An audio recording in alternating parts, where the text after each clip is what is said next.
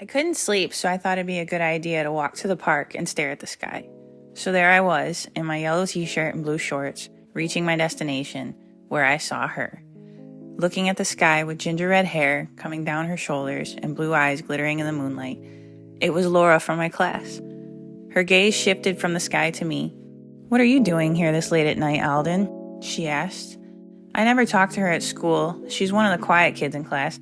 This is the first time I'm hearing her voice, and she usually wears glasses at school, but she wasn't wearing them right now.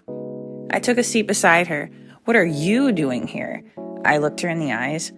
She shifted her gaze back up to the sky. "The moon's pretty. I always come here at around this time, every single night for stargazing." I looked up at the sky. "I couldn't sleep, so I came here." She giggled. "You couldn't sleep, so you came here to stargaze? Will that help you fall asleep?" "Well, what about you? Why are you always coming here?" I asked. "Like I said, I always come here because I get bored and sometimes because I can't sleep. It's dangerous here, you know. You could get kidnapped or something." We chatted a bit and had fun.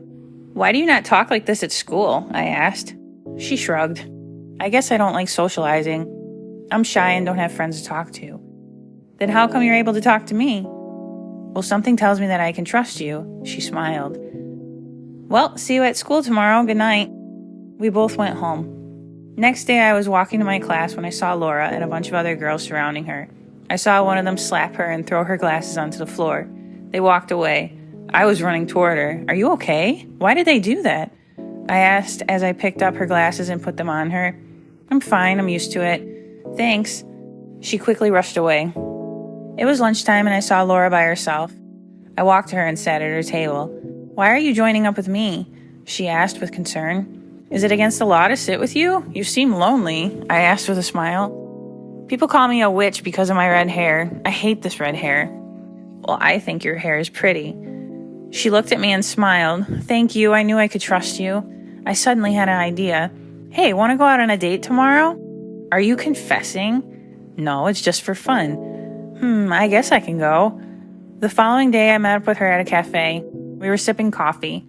We talked a lot and had loads of fun, shopping, restaurants, when we decided to go to a movie. After we finished the movie, it was already nighttime. "Gosh, it's already 10. I've got to go home soon," I said, looking at my phone. "Can we sit at the park and look at the stars for a minute?" Laura asked. "Yeah, sure. You sure do love stargazing." We sat next to each other on a bench in the park. We both looked up at the bright crescent moon. I looked at Laura from the corner of my eye. She was completely fascinated. She caught me looking at her and smiled. She leaned against my shoulder and put her hand on mine. I like you, Alden."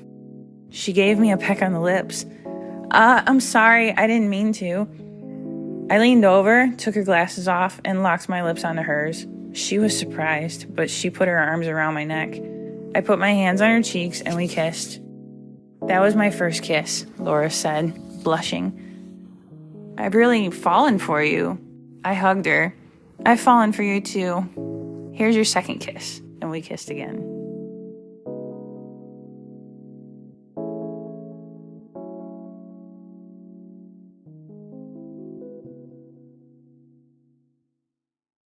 So I hope this is allowed. It's not a successful love story, but it's one I just really want to share. I'm a 33-year-old male. This took place over my teenage years and continued off and on for a while. I think about this probably every day, and I could probably share a few more like it. I hope people will listen to, or in this case, read what I have to say, because it's currently 3:45 in the morning and I'm drowning in nostalgia. Without further ado, here goes. I was about 14 years old at the time, and it was my first day of high school. I felt isolated from my peers because I've always been a geek. I like the kinds of things that used to be socially unacceptable among my peers, that these days are mainstream as the culture has been gentrified. But that's another story. I was watching as people came into the room since I got there a little early. I was nervous, so I took my time and kind of categorized people as they came in. Bully, jock, prep, etc. I was a little more callous back then, and I fancied myself one of those kids who didn't believe in labels yet labeled everybody else. I'm not a hero in this story, merely the protagonist. In any case, there she was. This girl came in, thick-rimmed glasses, medium-length blonde hair, jeans, and a white t-shirt with what appeared to be binary on it. She sat down in front of me, likely because I was probably staring. Thing is, I didn't think she was all that beautiful, but I couldn't take my eyes off her. She wasn't my type, a little Rubenesque, and I preferred girls with darker hair. I couldn't help myself, so I bluntly asked, "Hey, is that binary on your shirt?" She turned around and with a giant smile said, "Yes, finally someone got it. Can you read it?" In truth, I couldn't, but before I could speak, I shook my head. She continued, "That's okay. You get full credit just for knowing what it was. It says, 'I love you.'" To which I replied, "Isn't that a bit forward?" We laughed and our friendship was born. We would chat off and on pretty much every week until one day she bluntly asked me if I thought she was pretty. Well, dumbass little edgelord me told her what I thought. I like girls with darker hair. You could stand to lose maybe a little weight. What a jerk I was. At this point, we stopped talking as much. It wasn't until a year or two later she talked to me again. I saw her at the mall. I was stunned. She had a black turtleneck on and khakis. She was working at Sears, and I was absolutely blown away. She lost all the weight, had makeup on, hairstyled nicely, and to my dismay, a guy on her arm. We struck up a conversation, and for me, it was like he wasn't even there. Short and sweet, we agreed to talk later, and we would. Chatted most of the night away on AIM, which was the way cool teens chatted back in the day. Think texting, but on your computer specifically. She asked me to prom, but I blew it because I was too nervous. She stood me up. We still chatted, and this continued off and on to graduation. The big day came. We were going to graduate high school. Holy whoa, was I pumped. When I walked into the big arena where the ceremony took place, I felt desolate. No one I knew was in sight. 600 or so kids, and most of them were strangers. Suddenly, she found me. "Hey," she shouted. "Hey, yourself." I replied, surprised and painfully relieved. "You look good all dressed up. What's the occasion?" she said in a goofy voice. This kind of went on for a while, so I'll skip to the important part. I remember every detail, but it dawns on me that you likely don't care. So I asked her where her boyfriend went off to. She said she didn't know, but we should go look. Then she grabbed my hand hard and pulled me at a very fast pace. I almost had to run to keep up. We got to this isolated space. It took me a minute to take it all in with all the people and the noise. I noticed the men's room nearby and asked if she wanted me to look in there for him. She then grabbed my shoulders, pinned me to the wall, and kissed me. Shocked, I remembered looking at her wide-eyed, so she did it again. The second time gave me my words back. I said, "But you have a boyfriend." Like an idiot, I wanted to respect the relationship. The guy wasn't a dick, he was nice. She rolled her eyes and shrugged. Then she dragged me back to the line because conveniently it was time for us to walk with our class. We exchanged texts through the ceremony because it was so damn boring. I blew through my whole month's supply that day. That was a thing. You had limited texts. I think I had around 300 a month. We joked about the speeches. We laughed at how they treated this bare minimum requirement for adult life like it was some incredible achievement. And the level of pride people had for their school despite it being assigned a nothing more than your current living space. Then right as we were to stand up, throw the caps, and cheer for our freedom, she sent one last text. "I love you." I didn't respond right away. I looked down the row at her. There she was staring at me and smiling. In that moment, I finally realized that holy whoa, I loved her too. So I sent it back, and we both smiled at one another like idiots. Then we didn't talk at all again for years. I blew it. Ended up losing contact altogether with her. Never saw her again. Well, I tracked her down about 2 years ago. I wanted to tell her I remembered her, that she meant a lot to me back then. I was an ass. I fucked up, etc. I made the mistake of just kind of unloading that information. I still read the text I sent that day. Another regret on my ledger. What I would give for a do-over, but I could say that about a lot of people I've interacted with. She just hits different, I guess. If you got this far, thanks for reading. I'm not proud of this story, but I needed to tell it, and had no one to share it with. I hoped I'd share it with her. I panicked because last time I had important stuff to say, and I choked. I didn't speak with her for a decade, so you can imagine. I think in a way I still love this person, or at least the memory of them. I don't think we'd have made it to happily ever after. Then again, I don't think I'm capable of that. I'll never see her again, and I hate that I won't. I really hoped we'd be friends again. I hope sharing this helps me move on.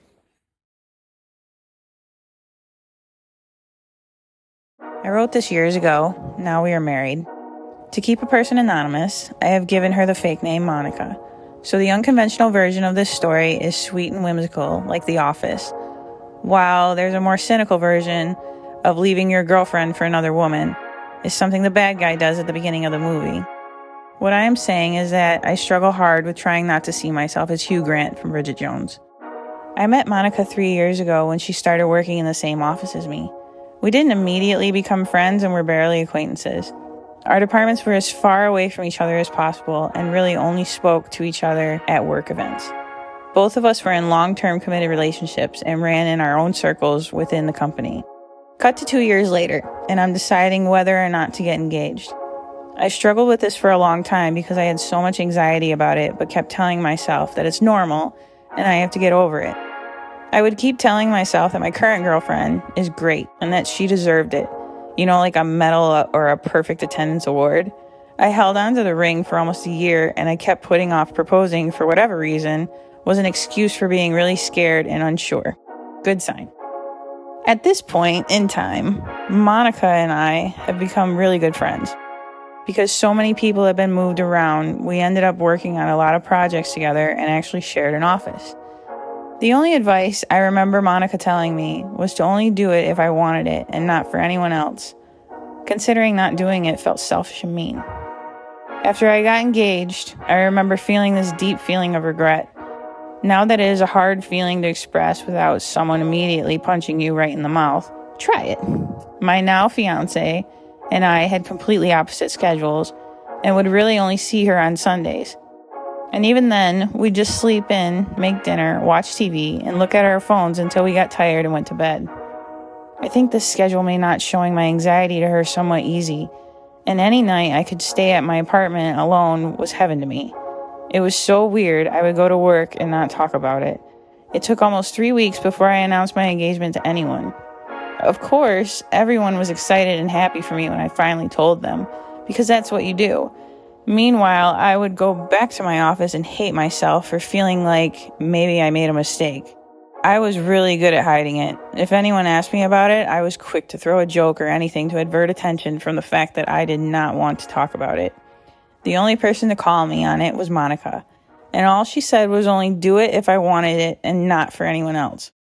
Monica and I started this weird thing that we weren't talking about where we would do nice things for each other. The excuses thing kicked in hard here. Our job was stressful, and after a lot of our friends had left for our other jobs and new people came on, I figured our friendship was somewhat natural. It became normal for me to come to work and there would be my coffee waiting for me on my desk. Sometimes I would buy her a muffin on my way in. We even went on a work trip together that consisted of us getting dinner and walking around the city talking. On that trip, she got really sick and I had to buy her medicine, take her temperature, and keep tabs on her. An excuse I would always tell myself was that we were both in a long-term relationship, and we both respected that, so any niceness we showed each other was completely platonic. And it was kind of, but I was aware something was happening, but I wouldn't even let myself think about it, even as innocent as it was. Oftentimes, I would want to Google work wife, but wouldn't, thinking that if I stopped and actually considered it, then it would be real. I also never really thought it was really two-sided. I knew we got along well, and I knew we were good friends, and I knew I started having confusing feelings, but I never really thought it was mutual. But in actuality, I think I was in such deep denial. What made it complicated was I had doubts about my relationship before getting to this point, but had no real reason to not go through with it other than my gut telling me otherwise. The saying is go with your gut, not talk to your gut at length and make excuses. Your gut is nice and will understand. So now we are at the part where everything explodes. Monica got offered another job and was about to put in her 2 weeks. When she told me, I told her I was happy for her, but secretly I felt like dying. Aside from the weird feelings, Monica was the only stress-free part of my day. After a work event, some co-workers, Monica and myself stayed afterwards and had drinks. Drinks quickly turned into dancing. I would like to think the Fates were drunk too and threw some bad slow songs on the Pandora account. There was a point in the night where Monica and I, who never even held hands, were now quietly holding each other, slow dancing to the song These Arms Are Mine from Dirty Dancing. It was the lamest, saddest thing that ever happened on an episode of Glee. We were the only people in the room that knew she was about to leave, and we were both secretly heartbroken about it, but could not say it.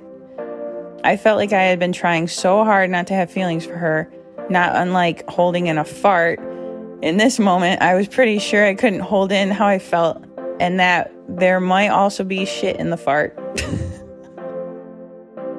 It was becoming obvious.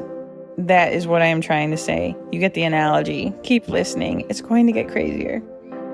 It was getting late, and we had to start heading home. Her and I were alone for a minute, and we're putting on our coats when Monica looks at me and says it. She says, "I wish you weren't engaged." To where I say it too. I say, "What?" She again says, "I wish you weren't engaged." She immediately started crying and apologizing. I held her and walked her to the train. I told her we were drunk and we would talk about it tomorrow. From this moment on until the day she leaves, we would have these long, hard conversations where she pours her heart out. I listen and I say all the things I think someone in my position is supposed to say. I told her how much I cared about her, that I knew why she felt the way she did, but I was engaged and I just couldn't feel what she felt, or something like that. Then we'd both cry and hold each other for what seemed like hours. It was because maybe we both knew I wasn't being honest, and I hated how hard it was to say no to her. I kept thinking that I could not feel this way.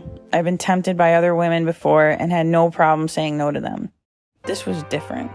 Also, it was coupled with my own doubts about my relationship.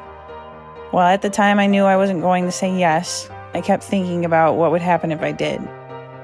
I wasn't letting Monica know how in the middle and undecided I was, but I'm sure she knew. I felt like I was at a fork in the road, but the signs were in another language, and I wasn't wearing my glasses. I don't wear glasses. I kept thinking what 10 years down the line would look like on both these paths. It's hard to describe what I was feeling. It's like I'm trying to get across the Grand Canyon, and there are two ways. One is a bridge that goes all the way across. It's not super sturdy, but it looks like I can make it. And it was the way described on the map. The other way is a ramp, and near the ramp is a motorcycle, and the motorcycle has flames painted on it. And next to that is an Evel Knievel suit. While all this was happening, I was frantically asking for advice from everyone I could. I talked to old friends, Reddit, anywhere I could out online. Answers were all over the place, ranging from stay to leave to maybe being alone altogether. It inevitably got to a point where Monica and I decided to stop talking, at least for a while. This time, where we did not talk, was way harder than I wanted it to be. My doubts in my relationship have about quadrupled. Every day I would have a moment that would be a panic attack. A random song would come on that would remind me of her, and my eyes would well up with tears, and I'd stand in the bathroom alone. I assumed I'd never talk to Monica again, and had to take a good long look at whether or not I wanted to stay in my relationship.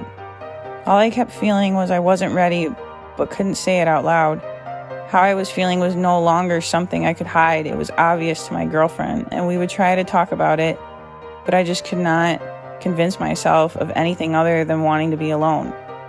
Through the next couple of weeks, she would tell me that she's starting to get fed up, and if I wanted to end it, then I need to say something.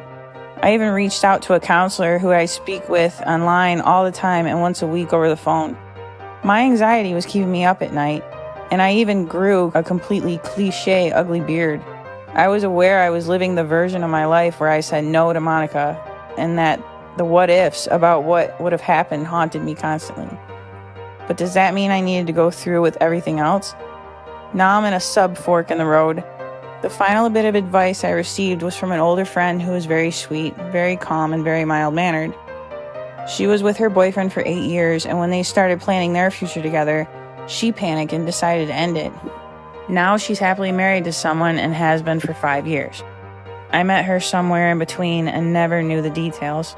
She talked about how terrible and mean and ugly and dumb she felt, afterwards, but cut to now, and she is happy and has no regrets. She felt that at the time maybe she just wasn't ready. Hearing her say this was a bit relieving because I couldn't shake the thought that no matter what, I'd be a bad person and couldn't live with myself. And she's someone I admire, and knowing that she went through something similar and is overall happier made me feel better, not great. In the end, I just felt that me being and feeling this way just wasn't fair to my girlfriend. I just couldn't go through with getting married feeling how I felt. I kept imagining feeling this way on my wedding day, and my hands would shake. I was worried I'd be thinking about Monica. I think even if I did try to go through with it, it would have dissolved in a different way later in time and been much harder. It was too much doubt and confusion. I felt like I was living the life she wanted and probably deserved, but I didn't know if I wanted to be there. It was my fault to not speak up about my feelings, wants, or doubts earlier on, and I take full responsibility for that. The decision to end my relationship was one of the hardest things I had to go through. I wish I could have felt differently and tried to. I could write down a dozen things wrong with our relationship, but in the end, I just wasn't happy moving forward, but felt too guilty for a long time to end it. And if I'm being honest, I want nothing more than for her to be happy, and I don't think she would be with me. Having done everything, I sometimes feel terrible and mean and ugly and dumb. But I don't think I'd be human if I felt otherwise.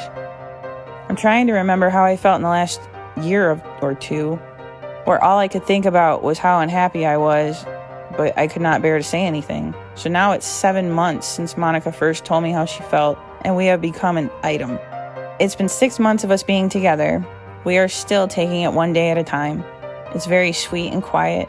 I'm trying to be calm about the whole thing, and we are trying to figure it all out. Of course I feel bad about what happened, and ideally I wish I had done something a longer time ago. But I can't change that now, and who knows if it would have worked its way out the same. Having said that, I am open to all versions of the eventual future, even the ones that we are not even anticipating. At first, I would have moments where I would get filled with doubt and get scared, and then I'd see how much spaghetti I would eat. But I can't help but feel that we are sharing something special, totally lame and gross. Spends hours just holding and staring at each other, something I don't remember doing previously. Letting myself be in the moment rather than get through every event. Being more honest with myself and what I want and feel, and not ignore any thought I would deem as bad. I'd rather try and fail than never know what would have been. And as lame as it sounds, I'm letting myself be romantic.